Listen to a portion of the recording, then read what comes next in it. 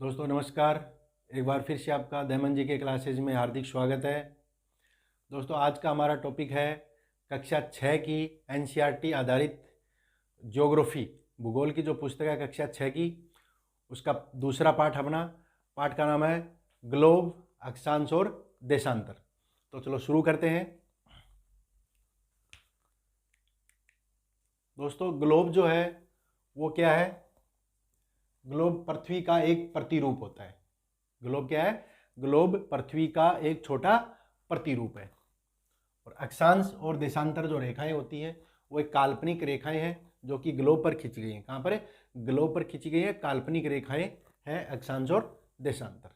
तो आज हम ग्लोब, अक्षांश और देशांतर के बारे में पढ़ने जा रहे हैं।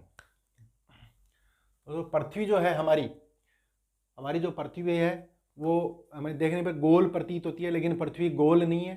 पृथ्वी क्या है? पृथ्वी है दोस्तों ध्रुवों पर थोड़ी चपटी है और मध्य में क्या है? उभरी हुई है। हमारी जो पृथ्वी है उसमें दो ध्रुव है, उत्तरी ध्रुव है और दक्षिणी ध्रुव है। अब ध्रुवों पर क्या है? पृथ्वी थोड़ी चपटी है और बीच में क्या है? उभरी हुई है। ग्लोब क्या है? पृथ्वी का लघु रूप में एक वास्तविक प्रतिरूप है। ग्लोब जो है वास्तविक पृथ्वी जैसा ही है, लेकिन वो क्या है? छोटा है, लघु रूप है उसका। पृथ्वी का एक लघु रूप है। ग्लोब क्या है? पृथ्वी का एक लघु रूप है। अब दोस्तों जो ग्लोब है उसको क्या है? बीचों बीच एक काल्पनिक रेखा है जो कि दो बराबर भागों में बांटती है। उसको कहते हैं अपन विषुवत रेखा या विषुवत वर्त, या फिर 0 डिग्री अक्षांश रेखा, या फिर भूमध्य रेखा हम इसको कह सकते हैं। ठीक है। ग्लोब को दो बराबर भागों में बांटने वाली रेखा कौन सी है? विषुवत वर्त जो है वो ग्लोब को दो बराबर भागों में बांटती है। कौन कौन से? उत्तरी ध्रुव, उत्तरी गोलार्ध, उत्तरी गोलार्ध और दक्षिणी गोलार्ध। भूमध्य रेखा जो है वो पृथ्वी को दो बराबर भागों में बांटती है, उत्तरी गोलार्ध और दक्षिणी गोलार्ध दो बराबर भागों में। विषुवत रेखा जो है वो पृथ्वी को बांटती है, ग्लोब को बांटती है। विषुवत रेखा के अन्य नाम क्या है? 0 डिग्री अक्षांश रेखा, या फिर इसको भूमध्य रेखा भी हम कहते हैं। अब दोस्तों महत्वपूर्ण जो अक्षांश है ग्लोब के, जो पृथ्वी के महत्वपूर्ण अक्षांश है वो कौन कौन से हैं? तो दोस्तों पहला है विषुवत वर्त। कौन सा है? विषुवत वर्त, यानी कि भूमध्य रेखा, जिसको हम कहते हैं 0 डिग्री अक्षांश रेखा। ठीक। दूसरा है उत्तरी ध्रुव। उत्तरी ध्रुव के ऊपर जो है उसको बोलते हैं 90 डिग्री उत्तरी अक्षांश, 90 डिग्री उत्तरी अक्षांश। अब दक्षिणी ध्रुव है, दक्षिणी ध्रुव पर जो रेखा उसको बोलेंगे 90 डिग्री दक्षिणी अक्षांश, 90 डिग्री दक्षिणी अक्षांश वर्त। कर्क रेखा जो है उसको बोलेंगे 23.5 डिग्री उत्तरी अक्षांश। 23.5 डिग्री उत्तरी अक्षांश है, इसका नाम क्या है? इसका नाम है कर्क रेखा। 23.5 डिग्री दक्षिणी अक्षांश, 23.5 डिग्री दक्षिणी अक्षांश है, इसको बोलेंगे हम मकर रेखा। ठीक है। 66.5 डिग्री उत्तरी अक्षांश, 66.5 डिग्री उत्तरी अक्षांश जो है उसको बोलेंगे अपन उत्तरी ध्रुव वर्त। ठीक है। 66.5 डिग्री दक्षिणी अक्षांश, 66.5 डिग्री दक्षिणी अक्षांश को हम बोलेंगे दक्षिणी ध्रुव वर्त। ठीक है। अब दोस्तों ये जो मुख्य जो अक्षांश है हम इसको ग्लोब के माध्यम से समझने का थोड़ा प्रयास करेंगे। तो देखना, ये दोस्तों हमारी पृथ्वी है। तो पृथ्वी में क्या है? जो भूमध्य रेखा है वो बीचों बीच जाती है। भूमध्य रेखा क्या है? बीचों बीच है, इसको बोलेंगे हम 0 डिग्री अक्षांश रेखा। 0 डिग्री अक्षांश रेखा है, ये पृथ्वी के या ग्लोब के बीचों बीच जाएगी। ठीक है, बीचों बीच से गुजरती है। इसके अलावा उत्तरी ध्रुव 90 डिग्री, तो 90 डिग्री ये दक्षिणी ध्रुव है, दक्षिणी ध्रुव 90 डिग्री यहाँ पर है और उत्तरी ध्रुव 90 डिग्री यहाँ पर है। ठीक है। इसके अलावा उत्तरी ध्रुव कहाँ पर है? ये है उत्तरी ध्रुव है और ये है दक्षिणी ध्रुव। ठीक है। अब कर्क रेखा जो है, कर्क रेखा दोस्तों यहां से गुजरती है 23.5 डिग्री उत्तरी अक्षांश। ठीक है। मकर रेखा है, मकर रेखा यहां से गुजरती है 23.5 डिग्री दक्षिणी अक्षांश। मकर रेखा 23.5 डिग्री दक्षिणी अक्षांश। अब दोस्तों उत्तरी ध्रुव वर्त, उत्तरी ध्रुववर्त है जो यहाँ से है, इसको बोलेंगे हम 66.5 डिग्री उत्तरी अक्षांश, और दक्षिणी ध्रुव जो वर्त है वो इधर से, इसको बोलेंगे हम 66.5 डिग्री दक्षिणी अक्षांश। ठीक है, तो ये जो है हमारे मुख्य जो अक्षांश है वो है। ठीक है, अक्षांश मुख्य क्या है, ये है, ये क्या है 0 डिग्री अक्षांश रेखा जो पृथ्वी के बीचों बीच से गुजरती है, पृथ्वी को 2 बराबर भागों में बांटती है, उत्तरी गोलार्ध और दक्षिणी गोलार्ध। ठीक है, इसके बाद में कर्क रेखा आती है जो कि 23.5 डिग्री उत्तरी अक्षांश, मकर रेखा जो है ये मकर रेखा है 23.5 डिग्री दक्षिणी अक्षांश, और दक्षिणी ध्रुववर्त 66.5 डिग्री दक्षिणी अक्षांश, और उत्तरी ध्रुववर्त 66.5 डिग्री उत्तरी अक्षांश। ठीक है, और 90 डिग्री उत्तरी अक्षांश उत्तरी ध्रुव की रेखा जो वर्त है, और जो दक्षिणी ध्रुव का वर्त है इसको बोलेंगे अपने 90 डिग्री दक्षिणी अक्षांश। अब दोस्तों आता है हमारा पृथ्वी के ताप कटिबंध। पृथ्वी के प्रमुख ताप कटिबंध कौन से हैं? तो दोस्तों पृथ्वी के जो प्रमुख ताप कटिबंध है वो इस प्रकार है। कर्क रेखा जो है, कर्क रेखा और मकर रेखा, कौन सी? कर्क रेखा और मकर रेखा के बीच में जो है वो उष्ण कटिबंध आता है। कर्क रेखा और मकर रेखा के बीच का जो स्थान है उसको हम बोलेंगे उष्ण कटिबंध बोलेंगे। क्यों? क्योंकि यहाँ पर क्या होता है, साल में वर्ष भर दिन में एक बार जो होता है सूर्य, क्या होता है, दिन में एक बार सूर्य हमारे सर के ऊपर चमकता है, सीधा होता है, सर के ऊपर सीधा होता है। कर्क रेखा और मकर रेखा के बीच के जो स्थान होते हैं वहां पर सूर्य एक बार सर के ऊपर होता है। ठीक है, इसलिए यहाँ पर क्या होता है, उष्मा ज्यादा होती है, सूर्य की उष्मा ज्यादा होती है तो यहाँ पर गर्मी ज्यादा होती है, इसलिए इसको क्या बोलते हैं, उष्ण कटिबंध बोलते हैं। कौन सा कटिबंध? उष्ण कटिबंध हम इसको बोलेंगे। इसके अलावा उत्तरी गोलार्ध में जो कर्क रेखा है, कर्क रेखा से और उत्तरी ध्रुव जो वर्त है उसके बीच में, और दक्षिणी गोलार्ध में मकर रेखा और दक्षिणी ध्रुव वर्त के बीच में जो है वहां पर क्या है, सूर्य कभी भी सर पर नहीं होता है। वहां पर क्या होते हैं, सूर्य की रोशनी थोड़ी कम पहुंचती है, इसलिए इसको शीतोष्ण कटिबंध कहते हैं। यहाँ का तापमान सामान्य होता है इसलिए इसको शीतोष्ण कटिबंध हम कहेंगे। ठीक है, उसके बाद में आता है उत्तरी गोलार्ध में उत्तरी ध्रुव है। कौन सा वर्त है? उत्तरी ध्रुव वर्त और उत्तरी ध्रुव जो है उसके बीच में, और दक्षिणी गोलार्ध में आता है दक्षिणी ध्रुव वर्त और दक्षिणी ध्रुव के बीच में शीत कटिबंध कहलाता है। क्या कहलाता है? शीत कटिबंध कहलाता है। तो दोस्तों पृथ्वी के जो ताप कटिबंध है एक बार देख लेते हैं।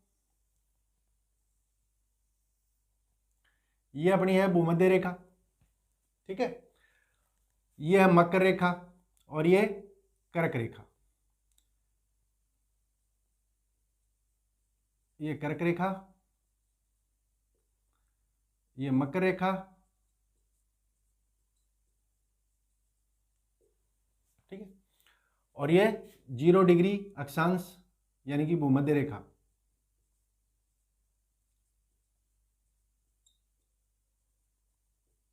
ये भूमध्य रेखा है। ठीक है, इसके बाद में ये अपना है उत्तरी ध्रुव वर्त, उत्तरी ध्रुव वर्त है, ठीक है, और ये अपना दक्षिणी ध्रुव अक्षांश या वर्त। ठीक है, ये दक्षिणी ध्रुव अक्षांश है या वर्त बोल दो इसको, वर्त, दक्षिणी ध्रुव वर्त है और ये उत्तरी ध्रुव वर्त है। ठीक है, जो अभी अपन ने यहां पर देखे थे मुख्य मुख्य जो अक्षांश थे वो यहां पर है। ठीक है, अब ये अपना आता है 0 डिग्री भूमध्य रेखा, ये कर्क रेखा 23.5 डिग्री उत्तरी अक्षांश, और ये मकर रेखा 23.5 डिग्री दक्षिणी अक्षांश, और दक्षिणी ध्रुव वर्त जो है 66.5 डिग्री दक्षिणी अक्षांश, और ये अपना 66.5 डिग्री उत्तरी अक्षांश। ठीक है, अब देखो ये यहां पर है उत्तरी ध्रुव 90 डिग्री, और यहां पर भी दक्षिणी ध्रुव 90 डिग्री। ठीक है, अब जो यहां पर उत्तरी ध्रुव है 90 डिग्री अक्षांश रेखा, यहां पर दक्षिणी ध्रुव है 90 डिग्री दक्षिणी अक्षांश, ये उत्तरी अक्षांश और ये दक्षिणी अक्षांश। ठीक है, अब यहां से ये जो ऊपर का हिस्सा है ये उत्तरी गोलार्ध, और इसके नीचे का जो हिस्सा है इसको बोलेंगे अपन दक्षिणी गोलार्ध। ठीक है। अब दोस्तों ये जो रेखा है ये उत्तरी ध्रुववर्त इसको बोलेंगे, क्या बोलेंगे इसको? उत्तरी ध्रुववर्त बोलेंगे, जो कि 66.5 डिग्री उत्तरी अक्षांश है। कितनी है? 66.5 डिग्री उत्तरी अक्षांश है। ये कर्क रेखा है जिसको बोलेंगे 23.5 डिग्री उत्तरी अक्षांश, ये अपनी 0 डिग्री है, वो मध्य रेखा है। ये मकर रेखा है जो कि 23.5 डिग्री दक्षिणी अक्षांश है, और ये अपनी दक्षिणी ध्रुववर्त है जो कि 66.5 डिग्री दक्षिणी अक्षांश है। ठीक है। अब देखते हैं अपनी पृथ्वी के ताप कटिबंध जो है वो किस प्रकार है। दोस्तों ये जो कर्क रेखा है और ये मकर रेखा, इन दोनों के बीच में, कर्क रेखा और मकर रेखा दोनों के बीच का जो हिस्सा है, यहाँ पर क्या है? सूर्य, इसके किसी भी अक्षांश पे चले जाओ आप, कर्क रेखा और मकर रेखा के किसी भी अक्षांश पर सूरज क्या है? दिन में दोपहर को सूर्य जो होता है वो सर के ऊपर होता है, सीधा होता है एकदम। ठीक है। इसलिए इस हिस्से में क्या है? उष्मा ज़्यादा होती है, और उष्मा ज़्यादा होने की वजह से यहाँ पर गर्मी पड़ती है, इसलिए इसको बोलेंगे अपन उष्ण कटिबंध। उष्ण कटिबंध बोलेंगे इस हिस्से को। ठीक है। अब दोस्तों जो कर्क रेखा है, कर्क रेखा 23.5 डिग्री उत्तरी अक्षांश से लेकर के जो उत्तरी ध्रुववर्त है 66.5 डिग्री तक, ये जो हिस्सा है, ये जो हिस्सा है यहाँ से लेकर के यहाँ तक, यहाँ से लेकर के यहाँ तक जो है कर्क रेखा से लेकर के उत्तरी वर्त तक, यानी कि 23.5 डिग्री उत्तरी अक्षांश से लेकर के 66.5 डिग्री उत्तरी अक्षांश तक का जो हिस्सा है, यहाँ पर कभी भी सूर्य जो है सर के ऊपर नहीं होता है। ठीक है। यहाँ पर सूर्य कभी भी सर के ऊपर नहीं होता है।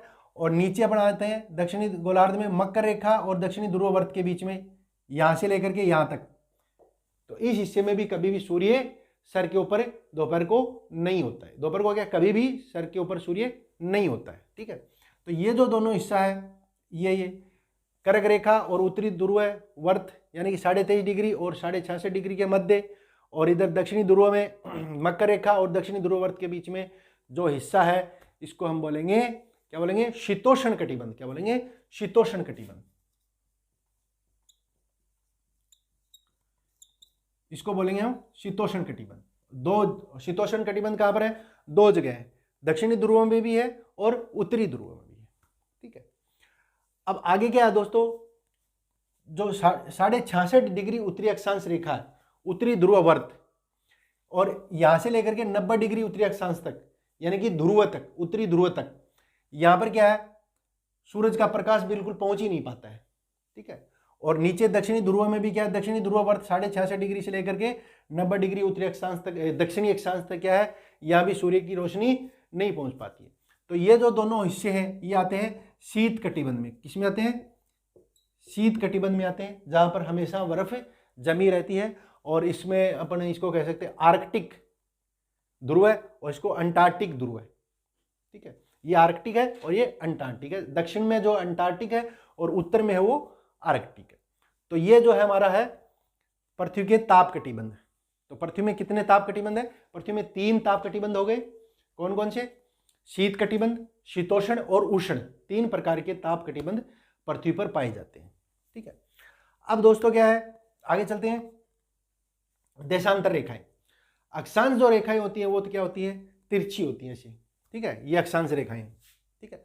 और देशांतर रेखाएं होती हैं वो इसमें ऐसी होती हैं, ये देशांतर रेखाएं। ठीक है। ये देशांतर रेखाएं होती हैं।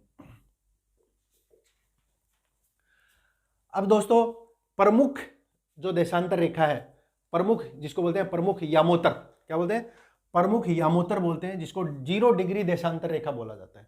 0 डिग्री देशांतर रेखा या प्रमुख यामोत्तर बोलते हैं, जो कि कहां से गुजरती है? ब्रिटेन के ग्रीनविच, ब्रिटेन के ग्रीनविच से गुजरती है, ग्रीनविच शहर से गुजरती है, इसलिए इसको ग्रीनविच रेखा भी कहा जाता है। ठीक है। ग्रीनविच रेखा भी इसको कहा जाता है। अब दोस्तों जो ग्रीनविच रेखा है ये 0 डिग्री पर है। कहां पर है? 0 डिग्री देशांतर है। अब जो पृथ्वी जो है हमारी पृथ्वी जो है वो पश्चिम से पूर्व की ओर घूमती है। हमारी जो पृथ्वी है वो पश्चिम से पूर्व की ओर घूमती है। तो दोस्तों 0 डिग्री जो देशांतर रेखा है अपनी, वहां से अगर पूर्व की ओर बढ़ेंगे, पूर्व की ओर जाएंगे, तो समय में जो 0 डिग्री का जो समय है वहां से देशांतर 0 डिग्री देशांतर का समय, वहां से आगे पूर्व की ओर बढ़ते जाएंगे तो क्या हो जाएगा, समय बढ़ता जाएगा। ठीक है। और अगर पश्चिम की ओर जाएंगे तो क्या हो जाएगा, समय घटता जाएगा। तो ऐसा क्यों होता है, देखो ये 0 डिग्री है देशांतर रेखा, अब इन देशांतरों से अपन आगे जाएंगे तो समय में बढ़ोतरी होगी, समय प्लस होता जाएगा, बढ़ता जाएगा, और इससे हम इधर जाएंगे तो समय क्या होता जाएगा, माइनस होता जाएगा, समय घटता जाएगा। ऐसा क्यों होता है, तो दोस्तों पृथ्वी जो है हमारी जो पृथ्वी है वो अपने अक्ष पर 24 घंटे में 360 डिग्री घूमती है। हमारी जो पृथ्वी है वो अपने अक्ष पर 24 घंटे में 360 डिग्री घूमती है। ठीक है। तो इसका मतलब क्या हुआ कि हमारी जो पृथ्वी है वो 4 मिनट में 1 डिग्री घूमती है, 4 मिनट में 1 डिग्री। ठीक है। तो देशांतर में क्या है कि एक देशांतर से दूसरे देशांतर के बीच में जाने में कितना समय लगेगा, हमें 4 मिनट का समय लगेगा। एक देशांतर से दूसरे देशांतर पर जाने में हमें कितना समय लगेगा, 4 मिनट का समय लगेगा। एक देशांतर से दूसरे देशांतर में जाने में 4 मिनट का समय हमें लगता है। ठीक है। अब दोस्तों बात करते हैं 82.5 डिग्री पूर्वी देशांतर रेखा। 82.5 डिग्री पूर्वी देशांतर रेखा जो है वो भारत में इलाहाबाद से गुजरती है। कहां से गुजरती है, इलाहाबाद से। इलाहाबाद यूपी में है, उत्तर प्रदेश में है। तो उत्तर प्रदेश के इलाहाबाद से 82.5 डिग्री पूर्वी देशांतर रेखा गुजरती है, और भारत का जो मानक समय है वो इसी 82.5 डिग्री पूर्वी देशांतर रेखा से माना जाता है। ठीक है। अब ये जो 82.5 डिग्री पूर्वी देशांतर है भारत का, जो भारत से गुजरती है, इलाहाबाद से गुजरती है, और इसी को मानक समय माना जाता है भारत में। यहाँ का जो समय होता है वो पूरे भारत का समय माना जाता है। अब दोस्तों ये जो है 0 डिग्री देशांतर रेखा ब्रिटेन में जो है ग्रीनविच शहर में, यहाँ से और भारत के टाइम में कितना अंतर है, यहाँ से भारत के टाइम में कितना अंतर है दोस्तों, तो यहाँ से भारत के टाइम में अंतर है 5.5 घंटे का। कितना है, 5.5 घंटे का अंतर होता है। 0 डिग्री से लेकर के भारत का जो मानक समय 82.5 डिग्री तक 5.5 घंटे का अंतर होता है। 5.5 घंटे का अंतर क्यों होता है, क्योंकि मैंने अभी बताया था 1 डिग्री की दूरी तय करने में 4 मिनट का समय लगता है। तो 0 से लेकर 82.5 डिग्री तक कितने घंटे हो जाएंगे, 5.5 घंटे यहाँ पर हो जाते हैं। ठीक है। अब देखो देशांतर कुल कितने देशांतर है, तो कुल देशांतर है 360 देशांतर। कितने हैं, 360 देशांतर है। जो 0 डिग्री है इसके पूर्व में 180 और पश्चिम में 180, तो टोटल कितने हो गए, 360 देशांतर हो गए। अब अक्षांश रेखाएं कितनी है, अक्षांश रेखाएं दोस्तों भूमध्य रेखा जो है 0 डिग्री अक्षांश जो रेखा है इसके उत्तर में 90 अक्षांश है और दक्षिण में 90 अक्षांश है, टोटल हो गए 180। और दोस्तों एक जो भूमध्य रेखा है खुद वो हो गए, तो 181 अक्षांश रेखाएं होती है। और यदि इसमें कई बार क्या होता है, इसमें जो उत्तरी ध्रुव का जो है 90 डिग्री और दक्षिणी ध्रुव की जो 90 डिग्री है, इसको अगर अपन गिनती नहीं करें तो फिर हो जाती है अपनी 179 अक्षांश। कितनी, 179 अक्षांश हो जाती है। ठीक है। तो दोस्तों आज का टॉपिक आपको कैसा लगा कमेंट करके जरूर बताएं, और जल्द मिलते हैं अगले वीडियो में। तब तक के लिए नमस्कार।